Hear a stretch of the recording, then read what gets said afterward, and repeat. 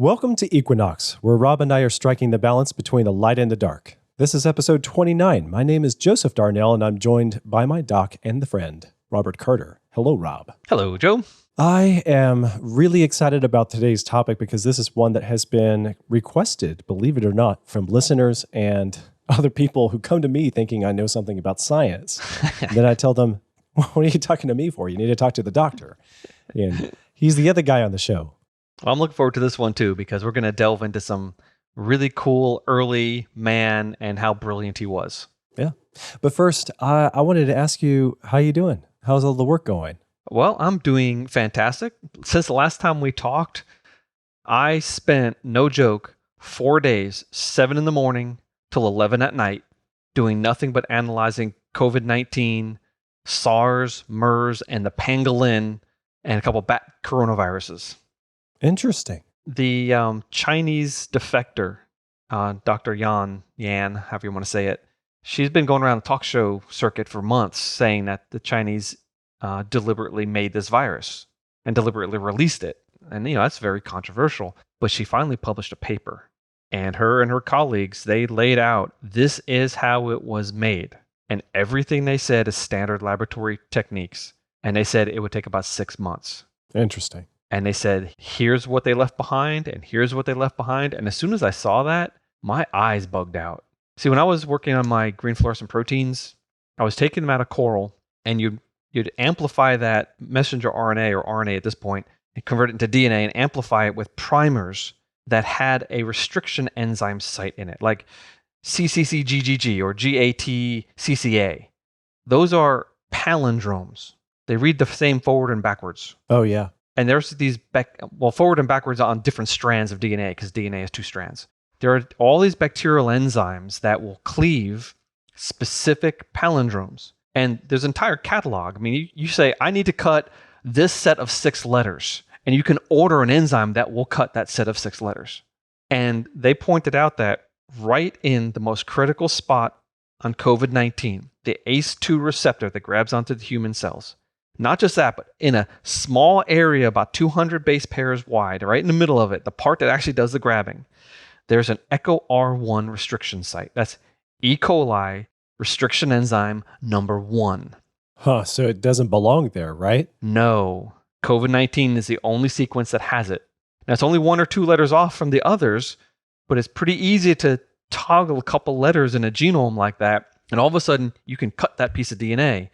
And on the other side of the important site was a foul one. I don't remember the species of bacteria, F something, but sure. There's a spot that will cut there. So if you put those 2 enzymes in there, it will literally clip out that 200 letters, and you could put your own cassette in there, add DNA ligase, and you're done. And you just swapped out the one thing that's different. Like when you look at the other coronavirus this thing is similar to, it's very similar, except in this one spot.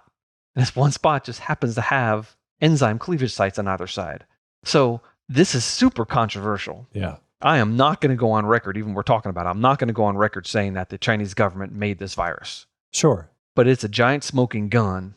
I am curious, though, do you think that they knew what, again, I'm not trying to implicate a particular party for making the thing. But if it was designed, do you think that the people that were making the virus this way understood what it would do? Or do you think it was a custom tailored job and then it got into the wild where they didn't understand what the implications would be, and it would only become self-evident once in the field and there were examples of people's symptoms? If this was a custom job, it was deliberately done to have a certain effect. And the effect is what we see. Okay. Now, I don't for a second think they intentionally released this. That's step 1. Because viruses, they just tend to get out of containment. They're little teeny things. They don't like staying in a little box. We've had a lot of viral releases here in the States. So, and SARS got out twice from biological laboratories in China. So they're hard to keep contained. And if someone's working on one, it would be easy to say, oh, whoops, it got out. But these viruses recombine so much. You can just take COVID-19 and you start looking at it and say, okay, in this section right here is really similar to this other coronavirus from a bat. But over here, it's really similar to the pangolin coronavirus. But over here, it's really similar to SARS. In fact, most of it's very similar to SARS, except in these chunks. Yeah. But it doesn't mean they engineered all those chunks, because when you look at all the viruses, they all have random parts of other viruses within them. And so the doctor's speculations that this was manufactured is actually following the pattern of the other viruses, except it's got those restriction enzyme sites right where they should be if you want to cut it out. So in the end, science, as we know, you can't prove anything. Mm-hmm. And hunches are not science. And speculation is not science. No. Yeah. But I worked 4.5 days to disprove her thesis, and I couldn't do it. Incredible. I have another question. Granted, what we know about science, I'm spitballing here and brainstorming. I don't understand this stuff well enough. Obviously, this is not how we go about these things. We go through channels like medications and antibiotics and vaccines. But the thought occurs to me, if something can go viral just in the air and by touch and be transmitted that way worldwide in, less than 6 months total, could a counter virus be created, or a bacteria or something that is carried that would counteract such a thing, when we know exactly what makes it tick to attack coronaviruses? And, I'm not saying that this is the right solution, obviously. This is in the realm of hypotheticals. Could that be something that could counter something like a viral infection like this? For the case of coronaviruses, no, because the coronavirus has to infect a cell, and they really like human cells. You can't put a Pac-Man in your veins that's going to eat the coronavirus floating around in your blood. Right. Okay. That's exactly what I was asking. Yeah. Maybe someday we'll have micro machines like that. But the simplest thing is just to develop a vaccine, so the little machines that are already in our body, the antibodies, will destroy it. That's the simplest, honestly. Interesting. We should do a show on coronavirus vaccines. Or just vaccines. Yes, I want to learn more about allergies, contagions, pandemics in general. Just, again, I'm not trying to make the show about this pandemic. And there's a lot of facets to it, and all of them political. We're not really interested in getting into for Equinox.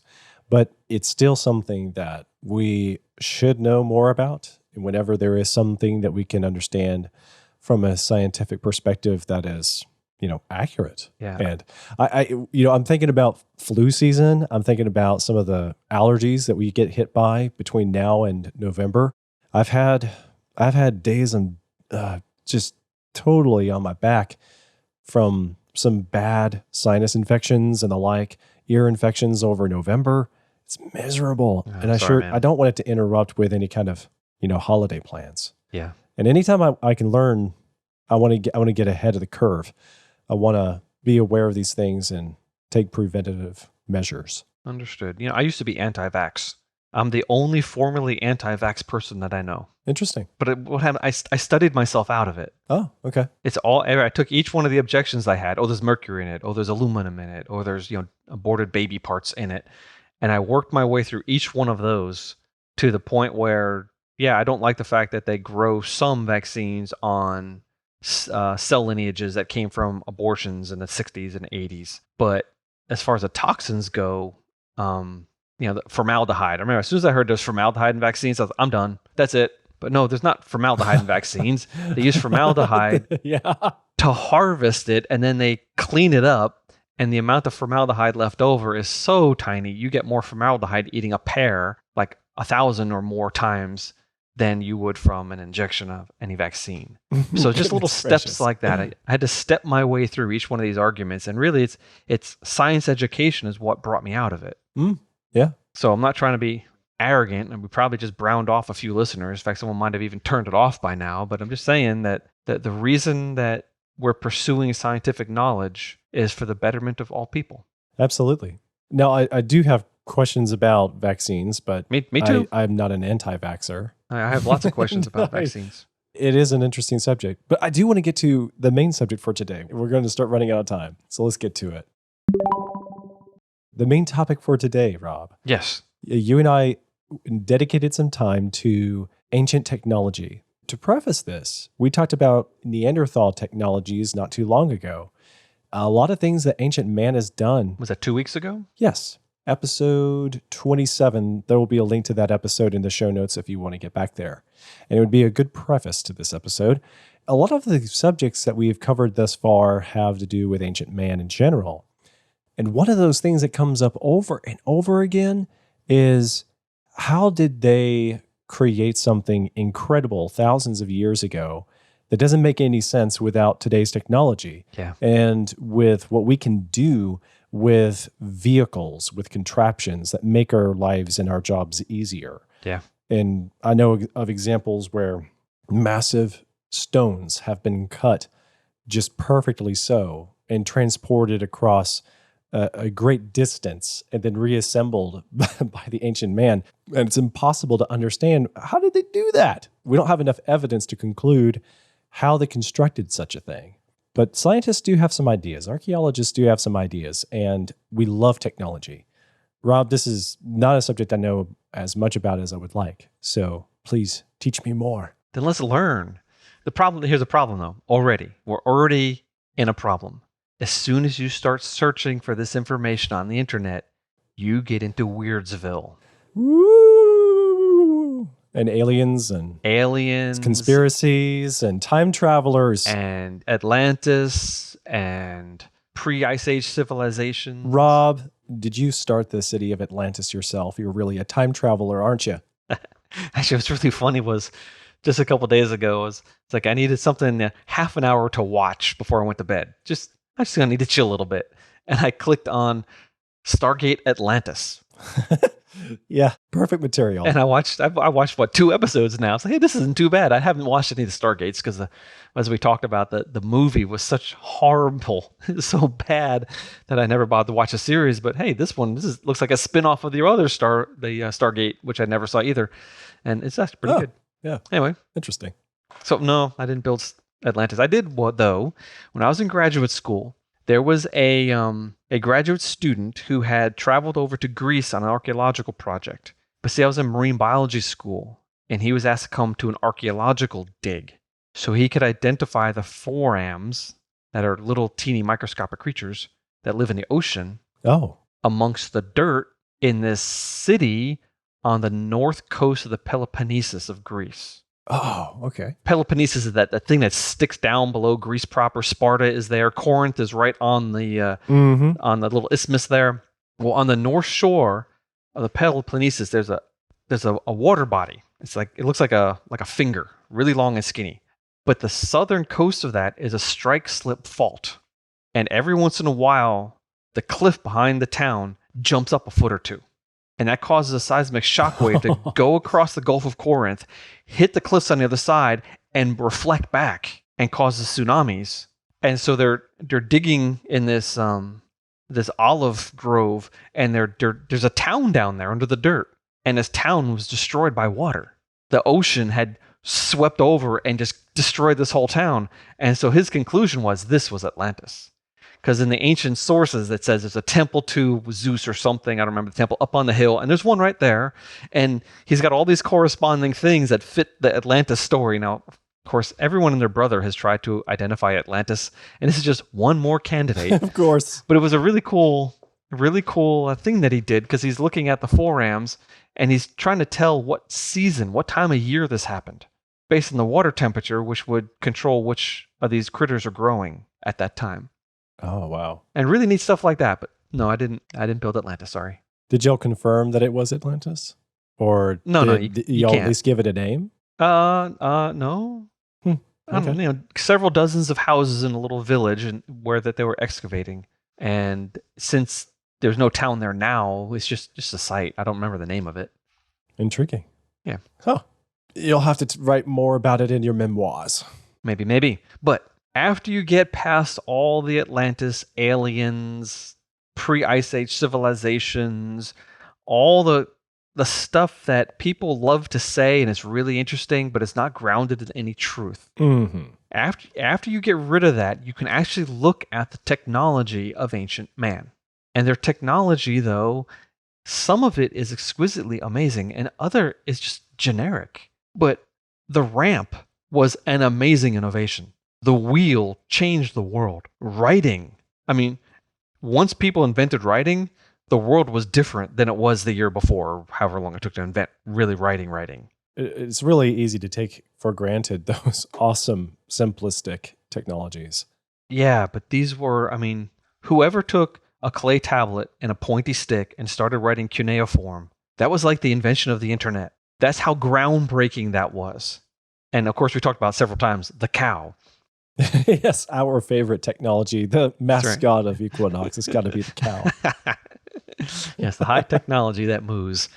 So we get all these really cool, awesome little teeny things. And you have to dig really deep to get something that's not mundane like that. And there's a lot of examples out there. One of them is called the Baghdad battery. It's a Baghdad battery. They found this terracotta pot, and inside it was a copper tube, and inside of that was an iron rod. And the copper and the iron were spaced apart with a lump of bitumen, which is just, basically hard solidified oil, black bitumen. Well, if you added, I don't know, wine or vinegar or any acidic solution to that, you would get a battery. Wow. Now, what would you do with a battery in ancient Baghdad? Hey guys, we just invented some energy technology. What are we going to do with it? That's the other thing about technology. Inventing something is completely worthless if it has no function. But it is possible that voltage could be used for electrical stimulation, maybe like an acupuncture sort of thing with electricity, or electroplating. If you strung several of these in series, you can get 3 or 4 volts of electricity. That's enough to electroplate gold. But I don't think that's a battery. I think it's battery-like, but similar things have been found that are scroll repositories, a scroll storage jar. And it's like, so maybe it's not a battery at all. And plus, there's no evidence of electroplating anywhere in the ancient world. They do have gold-covered objects, and there's 2 ways to cover gold. You could either take gold leaf and pound it down there, or you could do the way that will kill you, and lots of people died because of this. Take mercury, dissolve gold in it, apply it to your thing, and then boil off the mercury, and you'll have gold plating. And you'll go insane because you're inhaling the mercury fumes. This was not known in ancient... Yeah. Alice in Wonderland, right? Yep. One of the stories I've heard way too many times. Okay, you've heard of the Mad Hatter? Why is the Hatter mad? Completely disturbing fella. Why is he mad? Yes. Because he's a hatter. I heard about the hats. Yeah, and the toxins in them, right? Processing felt, they would process it with mercury. And so one of the occupational hazards of the day, coal miners got black lung and hatters went insane. That is disturbing. Totally disturbing. And so the ancient people that were plating things with gold using boiling mercury, that would have been a high hazard job. Their lifespan would have been greatly reduced. But if your lifespan is only going to be 30 or 40 years anyway, if you die at 35 of insanity instead of 40 of something else, how do you tell the difference? Nope. What difference does it make? Yeah, so yuck. Anyway, so the Baghdad battery, talked about a lot online. I just don't think it's a battery. Well, and then the other thing too about the idea that it is a battery is there's essentially only evidence of one example, right? So why would there only be one? Or let's even grant that there could have been more. Why didn't they last? Why weren't they recorded? Why would we not find the technology that the battery was powering if it was what it was? Exactly. However, in the world of inventions, there are some inventions that we know were invented that never caught on. For example, the Romans invented the steam engine. The steam engine wouldn't be invented for another 1600 years, 1700 years. Yeah. In the 1st century AD, in Alexandria, in Roman Greece, I would say Roman Egypt, this guy named Hero of Alexandria described what is a steam engine. He had a pot made of probably copper, and he had 2 tubes coming up, and inside the pot was boiling water. And the tubes came up and turned at right angles towards each other. And in between them, he had a round thing with 2 other tubes that bent. And so as the steam rose vertically and then horizontally into that round thing, it would have to vent through those two little wings. And because the nozzles were angled, the thing would rotate at like 1500 RPM. Cool. Brilliant. Smart. Yeah. What do you do with it? What good is steam power when you have slave labor? Oh dear. Yeah. What good is steam power if you don't have high tensile steel for cables or enough enough good iron to make railroad not ties, but the railroad bars, railroad rails. Mm-hmm. You know, it's a one-off invention that was really brilliant, but it had no real application. Not yet. It was just too early. I saw a image of this, and I'm hoping when we go to Egypt next year, I'm going to be able to see it in one of the museums. There's an ornate vase. And I say vase instead of vase because it's so beautiful, it deserves the title vase. Vase. And it is carved out of one of the hardest rocks known to man. It's a volcanic rock. It's thin, and it's fluted. And it's wider at the base, it goes inwards and then outwards at the rim. And it is just stunningly beautiful. But how does anyone carve it? You can't carve a rock unless you have grit that's harder than the rock. And the Egyptians had limestone. They had a little bit of carborundum, which is really hard, but even that's not as hard as this stuff is.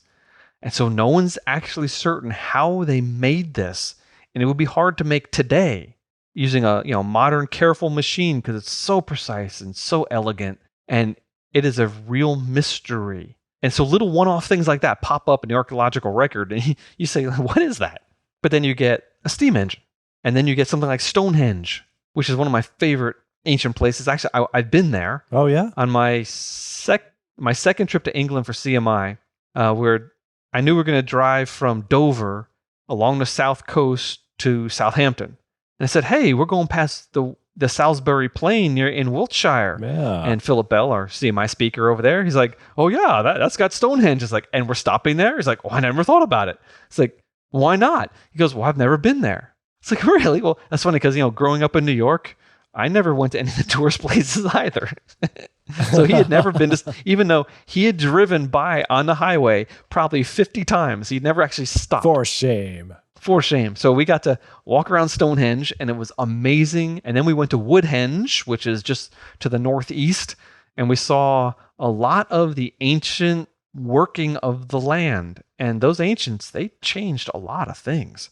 They built giant ditches and causeways and palisades, and there are tombs, and there are giant standing stones, and it's really, really strange. And Stonehenge is sad because what we see today is manufactured. Let's just say that the British government has lifted some of the stones up and poured concrete and put the stones back down. No, that is terrible. Well, they fell over. And in the 1960s, one of the stones fell over. And so they concreted that one too. And the pie-shaped rocks with the two rocks up and then the one horizontal cross piece on top, right? Most of those had to be lifted in place with a crane. Because by the 1800s, the thing had almost all fallen down. And so they restored it, and rightly so. And I'm glad they stood most of them up, and it's really cool. But it's also sad to think that there's concrete holding some of these up. But these rocks of Stonehenge, these things are like 20 tons. Right. And the big ones, the sarsen stones, they came from like 15 miles away. They didn't have steam engines. They might not even have the wheel. It doesn't even make sense. You remember when we were discussing how big the distances could be in space, or the scale of the mass and density of something like a star, or yes, the vastness between atoms and the space between. I mean, it's weird and it's mind-boggling when you're thinking about something like the weight of those stones and the fact that they were originally situated in such a way. It breaks the brain. The brain is saying, "Oh, they couldn't have been that heavy. They must have just had a power tool. They must have had a crane. They didn't have a crane. Well, they must have had like a really good trebuchet." Don't you know? Aliens did it. Yeah, there's got a few aliens around in those days. Oh no, it was giants, Bigfoot. Cave trolls. No, this is just very smart people applying some pretty standard techniques. There's a guy, I watched this video, it's on YouTube. It's called Forgotten Technology. And there's this guy in Michigan rebuilding Stonehenge. single-handedly with no wheels. That is one of the most incredible things. He would pour a Stonehenge-sized rock and walk it across his yard with one hand by rotating it. And he'd have something underneath it. I don't know how, but he had something underneath it that would be just a little bit off center.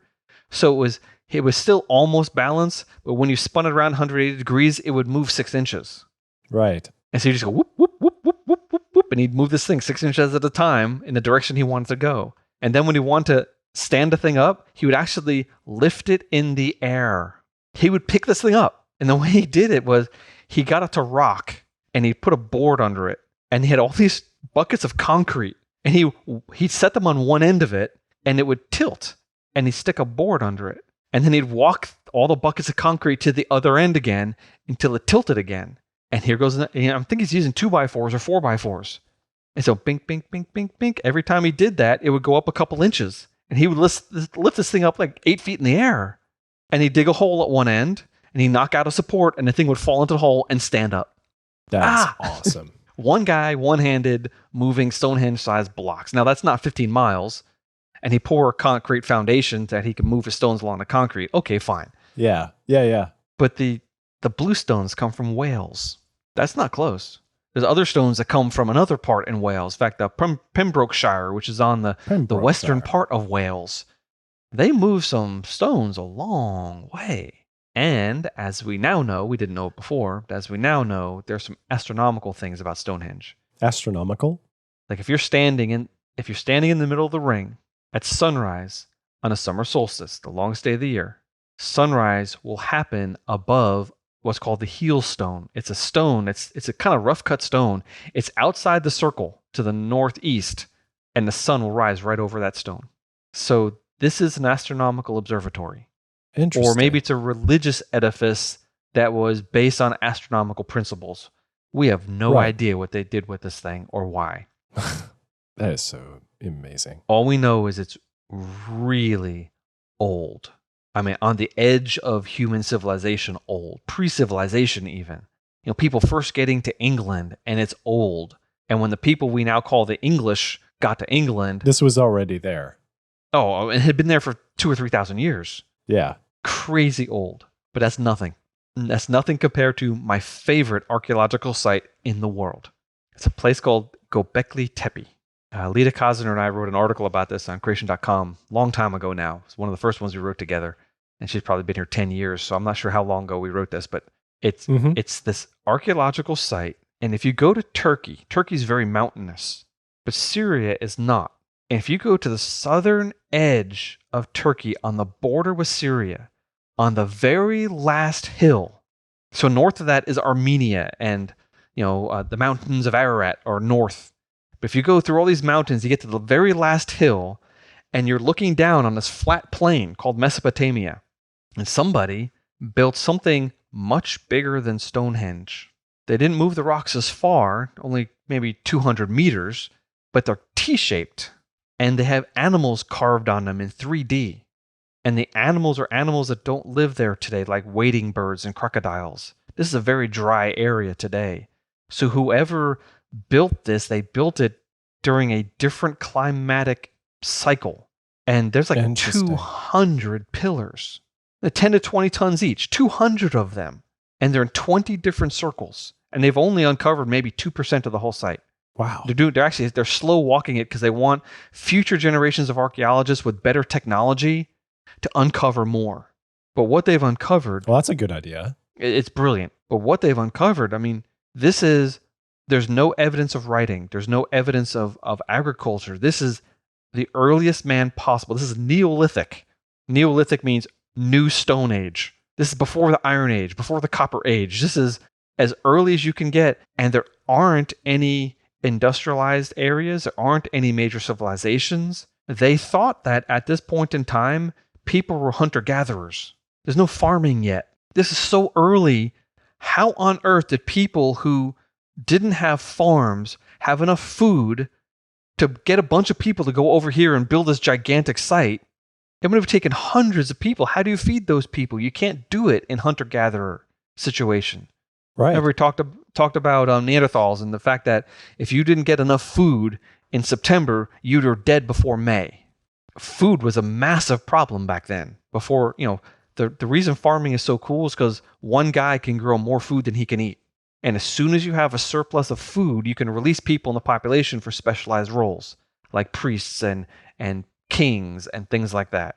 If one person can't grow more food than he can eat, you have no technology, you have no civilization.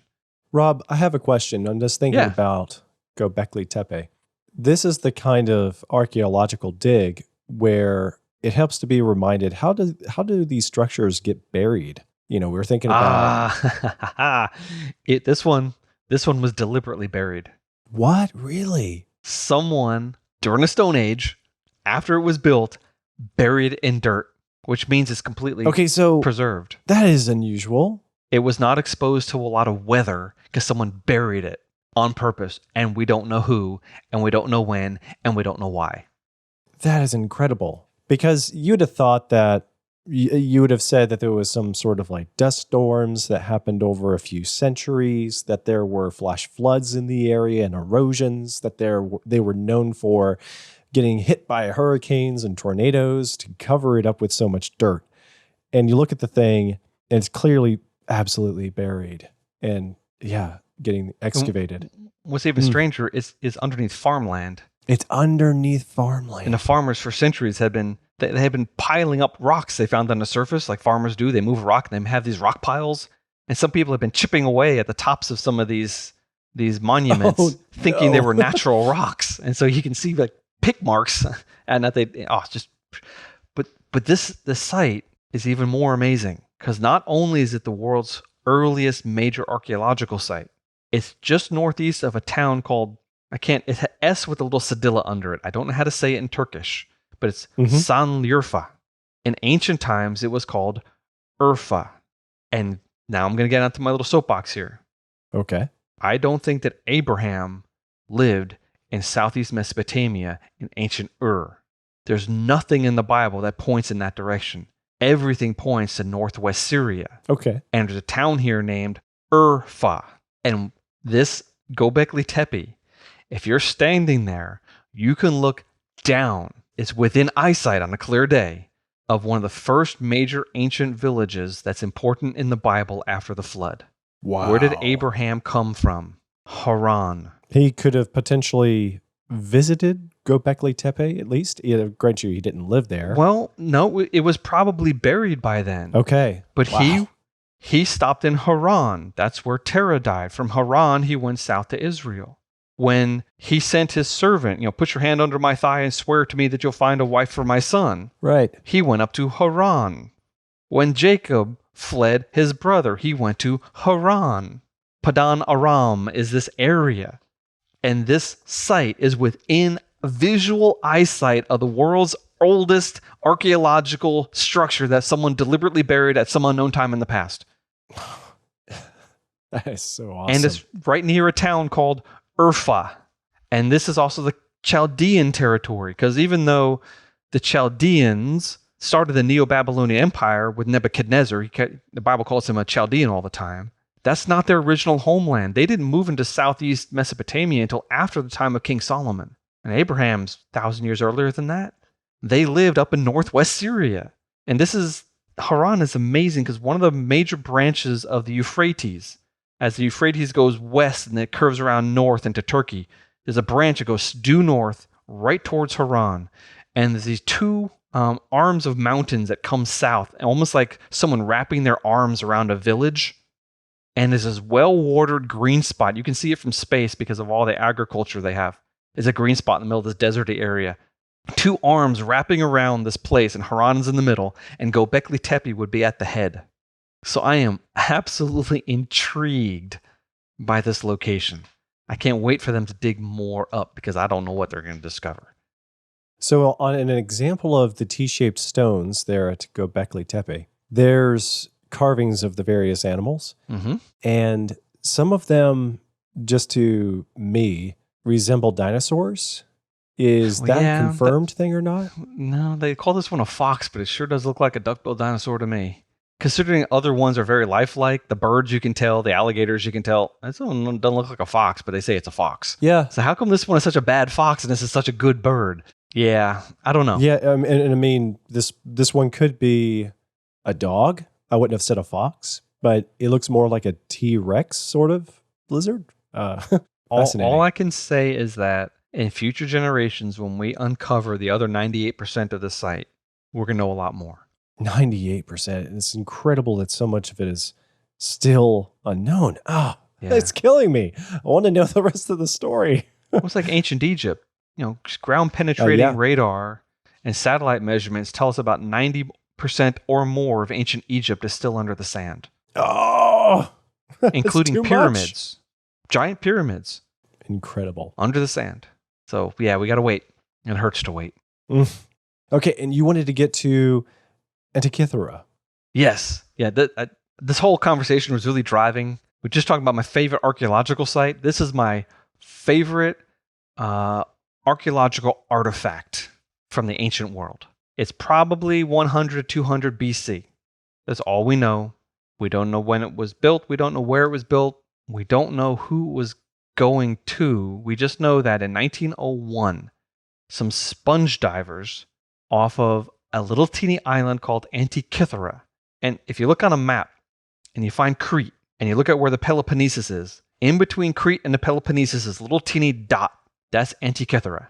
And these sponge divers are working in 150 feet of water. Dude, man, I don't scuba dive down to 150 feet using modern equipment. I mean, you can, but then you have to hang out on the line for half an hour to degas at 30 feet. And that's boring. I don't want to go down 100 feet, 150 feet, because then you have to decompress. But these guys, they're probably working in those old-fashioned diving suits with the lead feet and a diving bell helmet. Right. There's no other way to get down that deep, which means the amount of pressure they would have had to put in that hose for that guy to keep breathing at that depth. This is incredible. These guys are crazy. And they found an ancient shipwreck. And they start pulling pieces up. And they found this block, this concretion of rusted stuff. And eventually somebody noticed that, hey, I think that's a gear. And after now 119 years of studying this, we figured out what it is and how it works and how many gears it had and when it was built. And using modern imaging technology like X-ray tomography and high precision X-rays and things like that, they found writing on it. Awesome. It also looks like a fascinating piece of technology. It's just nice to look at. Yeah, I want to build one so bad. I want to have like a homeschool, buy this box of pieces and you can build one yourself and have all these brass gears in it and stuff, but you can't buy these brass gears off the shelf. None of this is normal. There's a gear, a big gear. It's 5.5 inches wide. It's got 223 teeth. What? Why isn't it 4? Why isn't it, an interval of 2 or an even number or 223? Who thought of that? And how do they make a round wheel 5.5 inches in diameter out of brass that long ago? The other gears are a lot smaller. It looks like they took a brass bar and cut it. And so a lot of the gears have the same diameter. So they had a bar that they cut, ding, ding, ding, ding, ding, to make, and then they filed the teeth out in triangles to make gears. 37 gears. And they're arranged so you could, if you had attached a stick to some of these gears and put the moon on the end of the stick, it would rotate. And there's a calendar on this. So you can say, oh, I want to know where the moon will be 3 years from now on the third Thursday in February. Turn. Oh, it'll be right here at 9 o'clock at night. And this will be the phase. Wow. And the sun. And apparently add a couple accessory gears and they think they know where they go. All the visible planets. Wow. What? Yeah. We would not have anything this sophisticated until the 1300s in Europe. One of the things about ancient technologies that boggles my mind is what's that? That we would have this technology, but then it would seem like all the other technologies that should come with it in the modern era are absent. So it makes you wonder what other technologies we just don't know about that they had. You know what's missing from this? What? time. It's not a clock. It's a calculator. Right. Exactly. Of course. They didn't have our concept of time. Wow. The Greek world, time was cyclical and chaotic. They didn't have this linear progression of 1 second, 2 second, 3 second, 4 seconds. Even though the Babylonians talked about seconds, they did not have this idea that we have today, where you need to precisely measure time at this point and precisely measure time at some other point, and now you know how much time is in between. They weren't thinking that. This is just a calculator. It's not a clock. So even though it has a calendar on it, and the days of the month are written on this thing, and based on the days of the month, they think they can probably guess where this thing was manufactured, probably on the island of Rhodes, not on the island of Sicily, and not in Corinth, because it uses the Rhodian calendar or something like that. Wow. And we wonder maybe if Hipparchus of Rhodes, a famous Greek philosopher about 200 BC-ish, 2nd century BC, if he had some influence on this, because he was tracking the moon, and he had figured out that when the moon was closer, it moved faster through the sky. And when the moon was further away, it moved more slowly through the sky. Dude, man. Wow. The moon's orbit is almost circular. Perigee and apogee for the moon are not that different, but they're different enough that he actually calculated how the difference between the speed of the moon through the heavens and the Antikythera mechanism does this too. Not all the gears are round. Oh, And the little moon, wow. the little moon thing speeds up and slows down based on the orbit, the elliptical orbit of I don't even know if he knew it was an ellipse or not. It didn't matter, because he just knew it sped up and slowed down this far apart. And there are planetary gears in this thing. A planetary gear is, take a gear and it's got the teeth on the outside, right? No, make a ring and put the teeth on the inside of the ring, and then put gears inside that. Gears within gears, not gears outside of gears. And part of the planetary gear system is the moon thing. Mm. This is, mouth hang open. Where on earth did this come from? We don't have any other examples, but it wasn't made out of whole cloth. This thing had to have predecessors. There had to be a school of thought that led to this, and people working until they finally got it.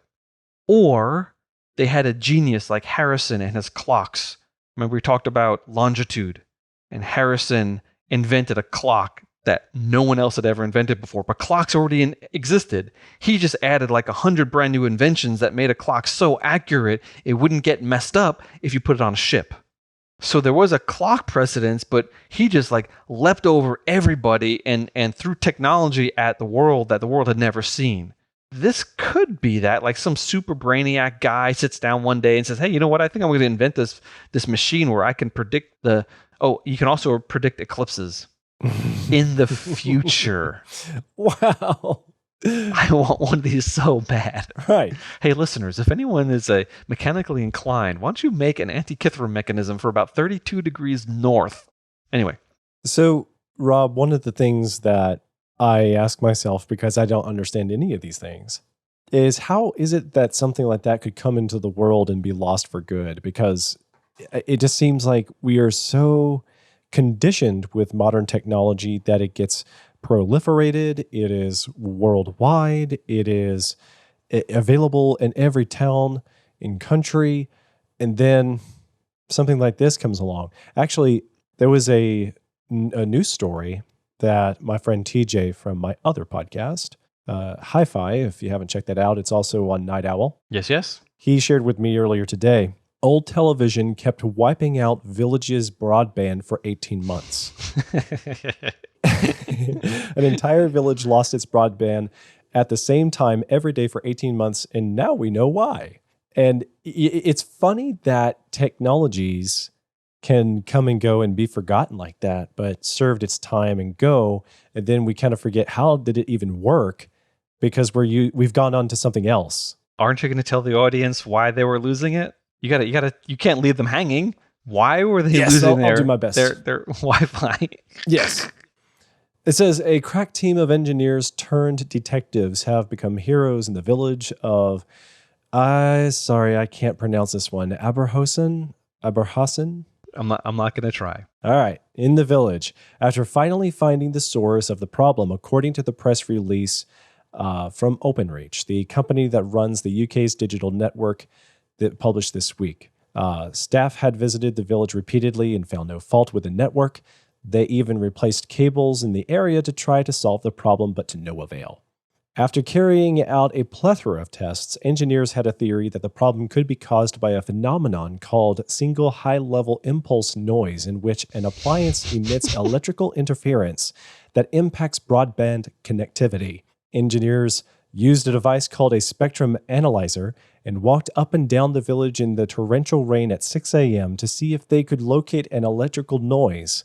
And at 7 a.m., like clockwork, the device picked up a large burst of electrical interference in the village by the original.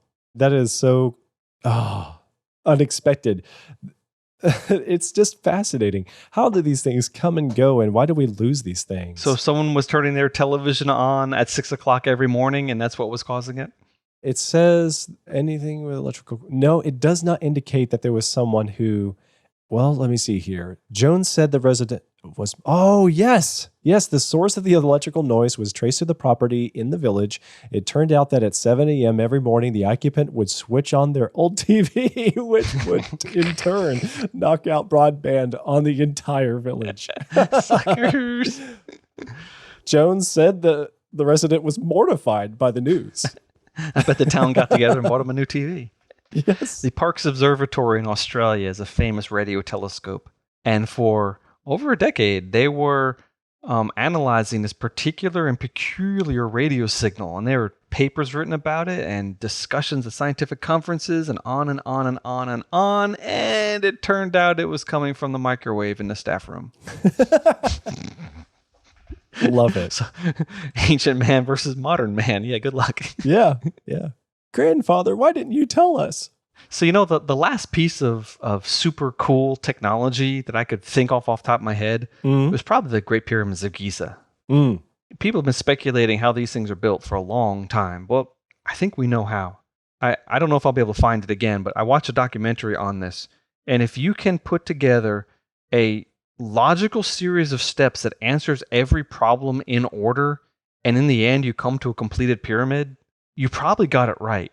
And these architects and surveyors and engineers and brainiac people, they said, okay, we need this many blocks at this rate. How do we deliver them? Oh, we put on this many floats. They're carved upstream at this location. They float down to the dock, which we now know is right here. And then we have to move them from here up to there at this rate. And then we have to build this thing. And you can't have an external ramp because the ramp would have more volume than the pyramid. But if you built the ramp up to the third or fourth course, and here's the footprint of where the ramp was, oh, look at that. And so you can get the first 3 courses built, and then you use the pyramid for a ramp. They said there's an internal ramp in this thing.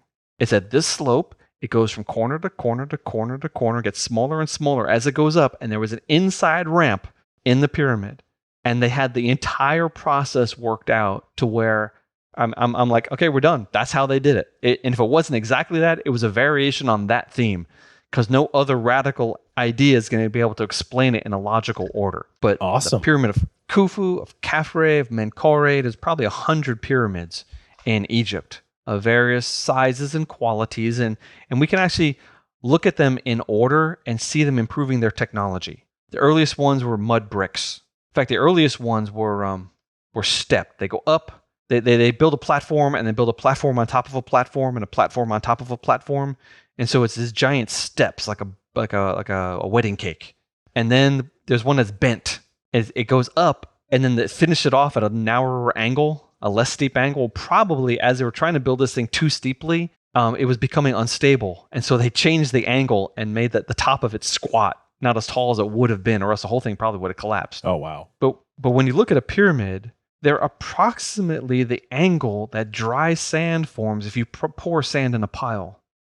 Because when you zoom out to the size of the world, a pyramid is just a pile of blocks that act like sand. Yeah. Sand is little square blocks, right? Well, same thing with the pyramid. So you can't overcome gravity and normal physics, because a giant block in a pyramid might as well be a grain of sand if you have so many millions of them piled up together. And no, these were not concrete that were poured in place. We know where they came from. No, it did not take aliens to be able to help them do this. Yes, they are aligned with the stars. Yes, they're almost perfectly aligned with the heavens at some earlier point in time, because we know the precession of the equinoxes, that the stars aren't always in the same place, and the North Star is not always over the North Pole, et cetera, et cetera, et cetera. It just takes man's ingenuity. In fact, we even know how they move them, because they drew pictures of how they move them. They have a team of guys dragging a block on sand. And there's one guy with a water jug who's pouring water in front of the block. And through experimentation, we now know if you put a little bit of water, it lubricates the block, and it's a million times, I'm overemphasizing, it's a lot easier to pull. Sure. Too much water, and it gums everything up, and you can't pull it at all. But if you get that balance and you just hydrate the grains just right, it's slick. And you just slide the block like it's on wheels. They didn't have wheels. They slid these things using a team of men, lots of men. We also know that these people weren't slaves. We see we've uncovered where they lived, the villages for the workmen. We know how many people were there, where they slept, how much they ate. They were well fed. They were taken care of. We see the cemeteries for these people, and they have broken bones that were set and healed, et cetera, et cetera. They were well taken care of. Now, to be an Egyptian, though, if you're not the pharaoh, you are a slave. If you think about it that way, everything in the entire country was geared for the pharaoh's afterlife only. Not by anybody else's, maybe a little bit of other people, but really it's the pharaoh. Everything was geared. Right. The whole country, the religious worship was this one man. You didn't have freedom of thought and expression. Probably didn't have freedom of movement.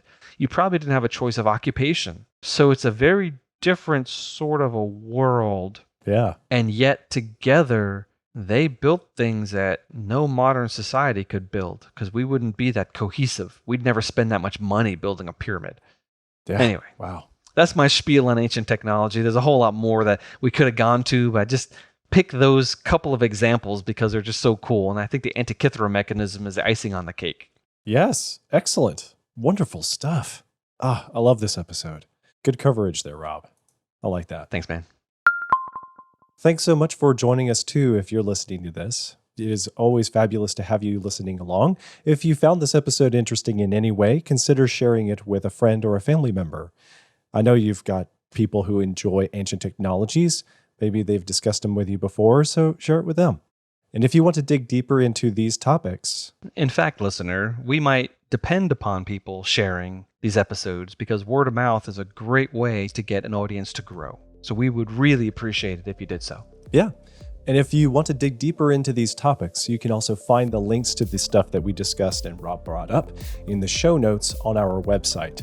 They're available at nightowl.fm/equinox/29. It's just that easy. The show notes are also with this episode if you subscribe to the show in an app on your phone. And you should also check out biblicalgenetics.com. This is Rob's other project. Biblical Genetics is also available on Facebook and YouTube, where you can watch the videos and join discussions in the comments. And if you want to find me, I'm at JCS Darnell on Twitter. Or take a listen to my other podcast, Hi-Fi, which is available at nightowl.fm/hi-fi. Until next time, goodbye, Rob. Goodbye, Joe. You have been listening to Equinox.